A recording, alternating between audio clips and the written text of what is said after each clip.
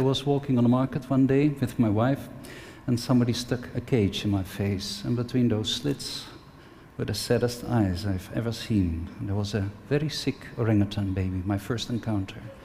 That evening, I came back to the market in the dark, and I heard, and sure enough, I found a dying orangutan baby on a garbage heap. Of course, the cage was salvaged. I took up the little baby, massaged her, forced her to drink until she finally started breathing normally. This is Uche. She's now living in the jungle of Sungai Wain. And this is Matahari, her second son, which, by the way, is also the son of the second orangutan I rescued, Dodoi. That changed my life quite dramatically, and as of today, I have almost 1,000 orangutan babies in my 2 centers, which is wrong. It's horrible. It's a proof of our failing to save them in the wild. It's not good. This is merely proof of everyone failing to do the right thing, having more than all the orangutans and all the zoos in the world together, just now like victims for every baby, 6 having disappeared from the forest. The deforestation, especially for oil palm, to provide biofuel for the Western countries, is what's causing these problems. And those are the peat swamp forest on 20 meters of peat, the largest accumulation of organic material in the world. When you open this for growing oil palms, you're creating CO2 volcanoes that are emitting so much CO2 that my country is now the 3rd largest emitter of greenhouse gases in the world after China and the United States. And we don't have any industry at all, only because of this deforestation. And these are horrible images. I'm not going to talk too long about it, but there are so many of the family of Uche which are not so fortunate to live out there in that forest that still have to go through that process, and I don't know anymore where to put them. So I decided I had to come up with a solution for her, but also a solution that will benefit the people that are trying to exploit those forests to get their hands on the last timber, and that are causing, in that way, the loss of habitat and all those victims. So I created a place, Sambojilestari, and the idea was, if I can do this on the worst possible place that I can think of, where there's really nothing left, no one will have an excuse to say, yeah, but no. Everyone should be able to follow this. So we're in East Borneo, and this is the place up there where I started. As you can see, there's only yellow terrain. There's nothing left, just a bit of grass there. In 2002, we had about 50% of the people jobless there. There was a huge amount of crime. People spent so much of their money on health issues and on drinking water. There was no agricultural productivity left. This was the poorest district in the whole province, and it was a total extinction of wildlife. This was like a biological desert. When I stood there in the grass, it's hot, not even the sound of insects, just this waving grass. Still, 4 years later, we have created jobs for about 3,000 people. The climate has changed. I will show you. The climate has changed. No more flooding, no more fires. It's no longer the poorest district, and there is a huge development of biodiversity. We got over 1,000 tree species. We have 137 bird species as of today. We have 30 species of reptiles. So what happened here? And we created a huge economic value in this forest. So basically, the whole process of destruction had gone a bit slower than what is happening now with the oil palm, but we saw the same thing. We had slash and burn agriculture. People cannot afford the fertilizer, so they burn the trees and have the minerals available there. The fires become more frequent, and after a while, you're stuck with an area of land where there is no fertility left, there is no trees left. Still, in this place, in this grassland, where you see our very first office there on that hill, 4 years later, there's this one green blob on the Earth's surface. And there's all these animals, and there's all these people happy, and there's this economic value. So how is this possible? It was quite simple. If you look at the steps, we bought the land, we dealt with the fire, and then only we started doing the reforestation by combining agriculture with forestry. Only then we set up the infrastructure and management and the monitoring, but we made sure that in every step of the way, the local people were going to be fully involved so that no outside forces would be able to interfere with that the people would become the defenders of that forest. So we do the people, profit, planet principles, but do it in addition. Assure legal status, because if the forest belongs to the state, people say, it belongs to me, it belongs to everyone. And then we apply all these other principles like transparency, professional management, measurable results, scalability, replicability, etc. What we did was we formulated recipes, how to go from a starting situation where you have nothing to a target situation. And you formulate a recipe based upon the factors that you can control, whether it be the skills or the fertilizer or the plant choice, and then you look at the outputs and you start measuring what is coming out. Now in this recipe you have also the cost. You also know how much labor is needed.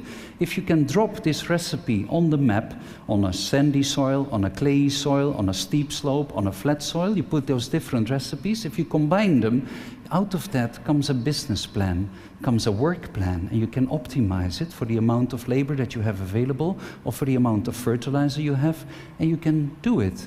This is how it in practice looks like. We have this grass that we want to get rid of. It exudes cyankali-like compounds from the roots, but the acacia trees have very low value, but we need them to restore the microclimate, to protect the soil, and to shade out the grasses. And after 8 years, they might actually yield some timber. That is, if you can preserve it in a right way, which we can do with the peels of bamboo. It's an old temple building technique from Japan, but bamboo is very fire susceptible. So if we would plant that in the beginning, we would have a very high risk of losing everything again. So we plant it later along the waterways to filter the water, provide the raw products, just in time when the timber becomes available. So the idea is how to integrate these flows in space, over time, and with the limited means you have. So we plant the trees, we plant these pineapples and beans and gingers in between to reduce the competition for the trees. The crop fertilizer, organic material, is useful for the agricultural crops for the people, but also helps the trees. The farmers have free land, the system yields early income, the orangutans get healthy food, and we can speed up ecosystem regeneration while even saving some money. So beautiful, what a theory. But is it really that easy? Not really, because if you look what happened in 1998, the fire started. This is an area of about 50 million hectares. January, February, March, April, May. We lost 5.5 million hectares in just a matter of a few months. And this is because we have 10,000 of those underground fires that you also have in Pennsylvania here in the United States. And once the soil gets dry, during a dry season, you get cracks, oxygen goes in, flames comes out, and the problem starts all over again. So how to break that cycle? Fire is the biggest problem. This is what it looked like for 3 months. For 3 months, the automatic lights outside did not go off because it was that dark. We lost all the crops. No children gained weight for over a year. They lost 12 IQ points. It was a disaster for orangutans and people. So these fires are really the first thing to work on. That was why I put it as a single point up there. And you need the local people for that, because these grasslands, once they start burning, it goes through it like a windstorm. And you lose, again, the last bit of ash and nutrients with the first rainfall, going to the sea, killing off the coral reefs there. So you have to do it with the local people. That is the short-term solution, but you also need a long-term solution. So what we did is we created a ring of sugar palms around the area. These sugar palms turn out to be fire-resistant, also flood-resistant, by the way, and they provide a lot of income for local people. This is how it looks like. The people have to tap them twice a day, just a millimeter of slice, and the only thing you harvest is sugar water, carbon dioxide, rainfall, and a little bit of sunshine. In principle, you make those trees into biological photovoltaic cells, and you can create so much energy from this because they produce 3 times more energy per hectare per year, because you can tap them on a daily basis. You don't need to harvest organs than any other of the crops. So this is the combination where we have all this genetic potential in the tropics, which is still unexploited, and doing it in combination with technology. But also your legal side needs to be in very good order. So we bought that land, and here is where we started our project in the middle of nowhere.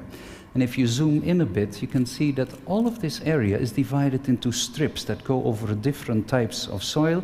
And we were actually monitoring, measuring every single tree in this 2,000 hectares, 5,000 acres. And this forest is quite different. What I really did was I just followed nature, and nature doesn't know monocultures, but a natural forest has multi-layers. That means that both in the ground and above the ground, it can make better use of the available light. It can store more carbon in the system. It can provide more functions, but it's more complicated. It's not that simple, and you have to work with the people. So what we do is also, just like nature, we grow fast-planting trees, and underneath that we grow the slower-growing primary rainforest trees of a very high diversity that can optimally use that light. And then what is just as important, get the right fungi in there that will grow into those leaves, bring back the nutrients to the roots of the trees that have just dropped that leaf within 24 hours. And they become like nutrient pumps. And you need the bacteria to fix nitrogen. And without those microorganisms, you won't have any performance at all. And then we started planting, only 1,000 trees a day. We could have planted many, many more, but we didn't want to, because we wanted to keep the number of jobs stable. We didn't want to lose the people that are going to work in that plantation. And we do a lot of work here. We use indicator plants to look what soil types, so what vegetables will grow, but what trees will grow here. And we have monitored every single one of those trees from space. This is what it looks like in real. You have this irregular ring around it with strips of 100 meters wide with sugar palms that can provide income for 648 families. It's only a small part of the area. The nursery in here is quite different. If you look at the number of tree species we have in Europe, for instance, from the Ural up to England, you know how many? 165. In this nursery, we are going to grow 10 times more the number of species. Can you imagine? You do need to know what you are working with, but it's that diversity which makes it work, that you can go from this zero situation by planting the vegetables and the trees, or directly the trees in the lines in that grass there, putting up that buffer zone, producing your compost, and then making sure that at every stage of that upgrowing forest, there are crops that can be used. In the beginning, maybe pineapples and beans and corn. In the second phase, there will be bananas and papayas. Later on, there will be chocolate and chilies. And then slowly, the trees start taking over, bringing in produce from the fruits, from the timber, from the fuel wood. And finally, the sugar palm forest takes over and provides the people with permanent income. On the top left, underneath those green stripes, you see some white dots. Those are actually individual pineapple plants that you can see from space. And in that area, we started growing some acacia trees that you just saw before. So this is after 1 year, and this is after 2 years. And it's green. If we look from the tower, this is when we start attacking the grass. We plant in the seedlings, mixed with the bananas, the papayas, all the crops for the local people, but the trees are growing up fast in between as well. And 3 years later, 137 species of birds are living here.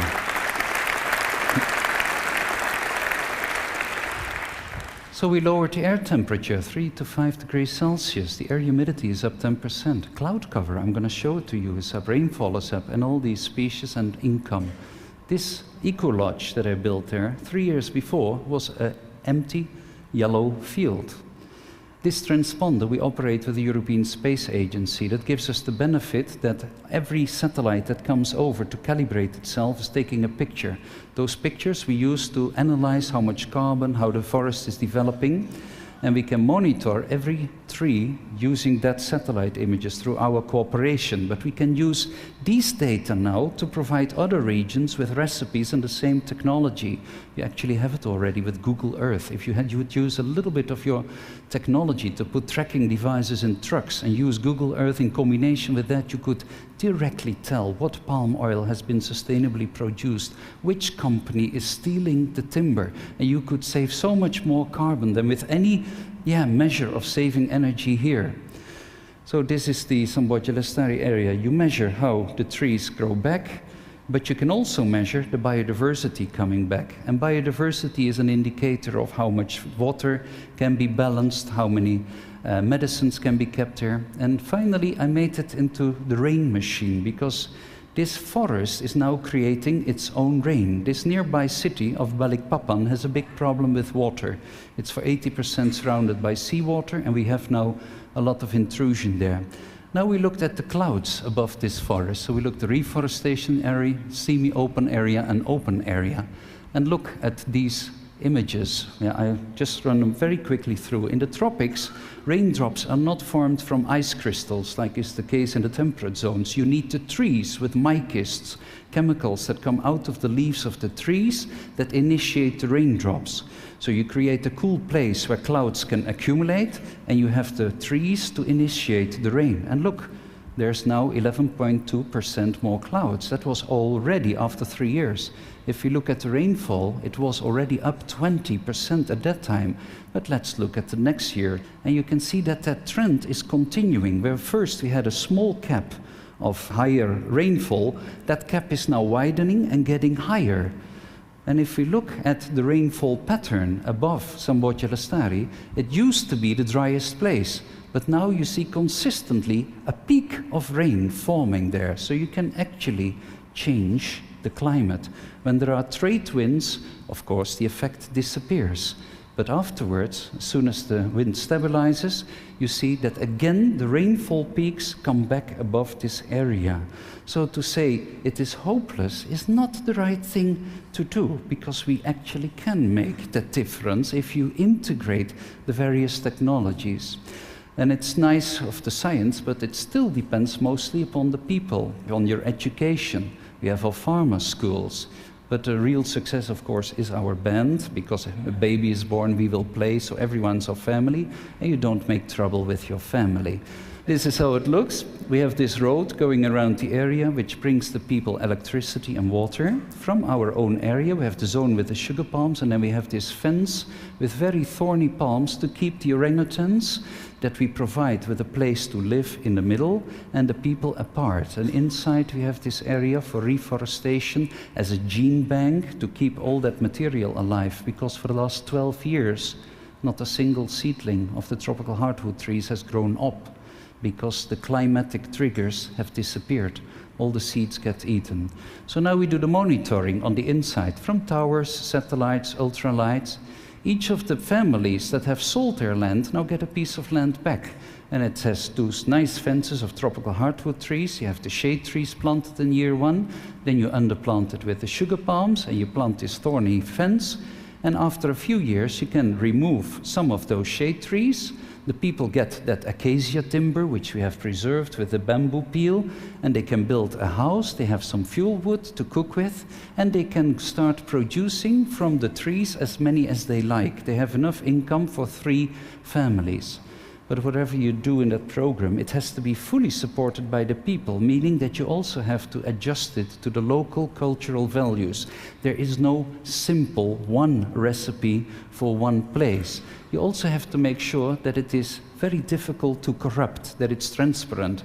Like here in Samboja Lestari, we divide that ring in groups of 20 families. If one member trespasses the agreement and does cut down trees, the other 19 members have to decide what's going to happen to him. If the group doesn't take action, the other 33 groups have to decide what is going to happen to the group who doesn't comply with those great deals that we are offering them. In North Sulawesi, it is the cooperative. They have a democratic culture there. So there you can use the local justice system to protect your system. So in summary, if you look at it, in year one, the people can sell their land, they get income, but they get jobs back in the construction, in the reforestation, working with the orangutans. They can use the waste wood to make handicraft. They also get free land in between the trees where they can grow their crops. They can now sell part of those fruits to the orangutan project. They get building materials for houses, a contract for selling the sugar, so we can produce huge amounts of ethanol and energy locally. They get all these other benefits, environmentally, money, they get education. It's a great deal, and everything is based upon that one thing: make sure that forest remains there. So if we want to help the orangutans, what I actually set out to do, we must make sure that the local people are the ones that benefit. And I think the real key to doing it, to give a simple answer, is integration. I hope if you want to know more, you can read more.